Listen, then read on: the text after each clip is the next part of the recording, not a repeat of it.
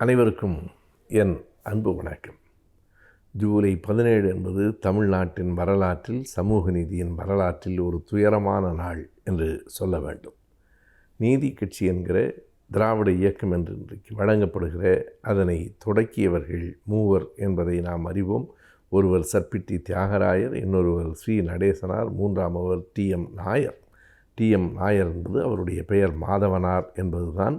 ஆனால் தாரவாடு மாதவனார் என்பதை யாரும் அறிந்திருக்க வாய்ப்பு இல்லை. டி.எம். நாயர் என்று சொன்னால் எல்லோருக்கும் தெரியும். அவருடைய தாய்மொழி மலையாளம்தான். ஆனால் அவர் தமிழர்களுக்காக உழைத்ததே கூடுதல். மிகச்சிறந்த பகுத்தறிவாளர், சிந்தனையாளர், எதற்கும் அஞ்சாதவர், சமூக நீதிக்காக தொடர்ந்து குரல் கொடுத்தவர். அவர் இந்த நீதி கட்சியை நிறுவிய மூவரில் ஒருவர். நீதி கட்சி 1916 நிறுவப்பட்டது. ஆனால் 20லேயே அது ஆட்சிக்கு வந்தது. ஆட்சிக்கு வருகிற போது கூட டி.எம். நாயர் உயிரோடு இல்லை. அவர் அதற்கு முன்பாகவே மறைந்து போய்விட்டார். நான் குறிப்பிட்டேன், ஜூலை 17 என்பது தமிழ்நாட்டின் வரலாற்றில், சமூக நீதி வரலாற்றில் துயரமானது என்று. அவர் இறந்து போன நாள் ஜூலை 17 தான். அவர் இங்கே இறந்து போகவில்லை, லண்டனிலே போய் இறந்து போனார். எதற்காக லண்டனுக்கு போனார் என்பதுதான் முக்கியமான கேள்வி.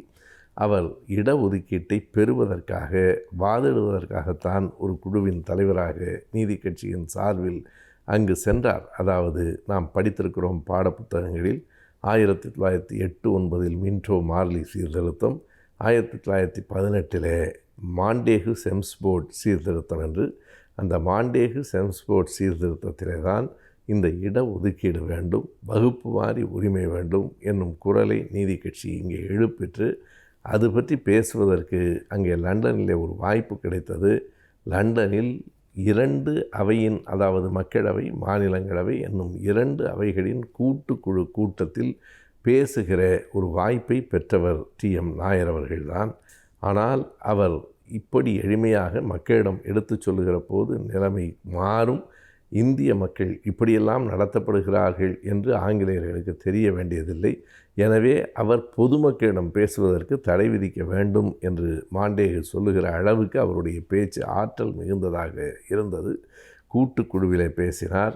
அதற்கு அடுத்த நாள் ஜூலை மாதம் 18 அவர் அது குறித்த வல்லுநர்களிடம் செய்தியை எடுத்துரைப்பதற்கான வாய்ப்பு வழங்கப்பட்டது. அதற்கான தயாரிப்புகளிலே அவர் இருந்தார். ஆனால் லண்டனுக்கு போகிற போதே உடல் நலிவின்மையோடு தான் அவர் சென்றார். அவருக்கு அவருடைய சிறுநீரகம் சரியாக வேலை செய்யவில்லை, குடல் இறக்கம் இருந்தது. மருத்துவர்கள் சொன்னார்கள், ஒரு நாளும் நீங்கள் இவ்வளவு தொலைவு பயணப்படக்கூடாது என்றார்கள். இன்றைக்கு இருப்பது போல நவீன மருந்துகளெல்லாம் வராத காலம் அது. அவரே ஒரு மருத்துவர். ஆனாலும் கூட அவர் எல்லாவற்றையும் மீறி, மருத்துவர்களின் அறிவுரையையும் மீறி, இது ஒரு பெரிய வாய்ப்பு, இந்த வாய்ப்பில் நாம் ஆங்கிலேயர்களுக்கு இந்த நாட்டினுடைய நிலையை புரிய வைத்துவிட்டால் ஒரு பெரும் பயன் நமக்கு கிடைக்கும். காரணம், ஆங்கிலேயர்களுக்கு சாதியின் அடிப்படையில் ஏற்றத்தாழ்வு என்பது தெரியாது. காரணம், அங்கே சாதி என்பதே கிடையாது. எனவே பிறப்பின் அடிப்படையில் சாதி, சாதியின் அடிப்படையில் உயர்வும் தாழ்வும் கற்பிக்கப்படுகிற ஒரு தேசத்தில் யாருக்கு கல்வி வாய்ப்புகள் மறுக்கப்பட்டனவோ, யாருக்கு அலுவலக வேலைகள் மறுக்கப்பட்டனவோ, அவர்களுக்கு எதன் பெயரால் அந்த உரிமைகள் மறுக்கப்பட்டன என்பதை சொல்லி அதன் பெயராலேயே அதை பெற வேண்டும் என்பதுதான் இடஒதுக்கீடு. அதற்காகத்தான் அவர் முயற்சிகள் செய்தார். அதற்காகத்தான் லண்டனில் போய் பேசினார். அவருடைய பேச்சு அங்கே இருக்கிற ஆங்கிலேய நாடாளுமன்ற உறுப்பினர்களை கூட கவர்ந்தது. அந்த நேரத்தில் நாளைக்கு அவர் அந்த வல்லுநர் குழுவிடம் பேச இருக்கிறார் என்கிற செய்தி தமிழ்நாட்டில் தேனாக பாய்ந்த செய்தி. ஆனால் 18 பேச வேண்டியவர் ஜூலை 17 51 வயதிலேயே இறந்து போய்விட்டார் என்பது அவருடைய குடும்பத்தினருக்கு மட்டுமல்ல, தமிழ்நாட்டிற்கே நேர்ந்த துயரம். சரியாக சொன்னால் சமூக நீதிக்கு நேர்ந்த துயரம் என்று தான் சொல்ல வேண்டும். இந்த ஜூலை 17 ஒரு துயரமான நாள்.